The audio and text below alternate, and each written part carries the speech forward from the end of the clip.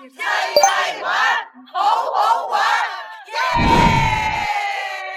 ，9月金秋又到一年一度睇錢塘江大潮嘅盛事，潮水從闊成8公里嘅江口湧入，一路逆流而上，浪頭呼嘯狂奔，鋪天蓋地，氣勢萬馬奔騰都冇得比。趁住咁好時節咁靚景色，我哋第一站先去福建霞浦，呢度有全中國最美睇日出嘅地方花竹村，仲有超迷人日落美景嘅東碧村。大家仲可以喺海邊灘塗盡情影相，拍低最靚海港漁村風光。夜晚就去霞浦熱鬧嘅夜市，食新鮮海鮮大餐同地道福建小食，親身感受當地熱鬧嘅煙火氣息。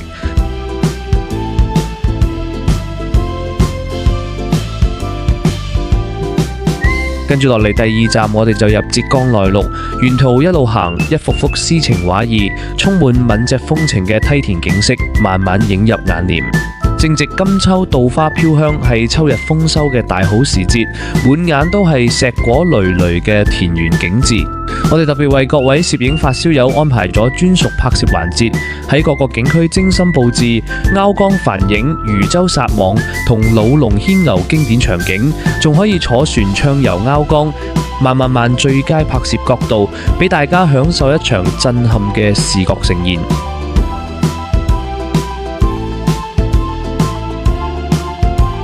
想等大家深入了解當地人民風情同地理風貌，我哋會帶大家去到深山秘境，參觀有小布達拉宮之稱嘅聖地，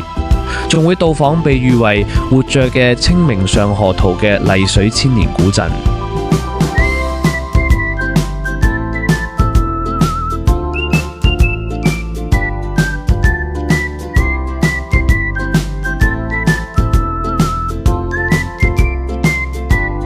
浙江名勝多到數唔晒，自然風光同人文古蹟相映成趣，靚到爆。我哋旅行團特別加碼安排，帶大家遊國家首批歷史文化名城紹興，仲係魯迅先生嘅老家添。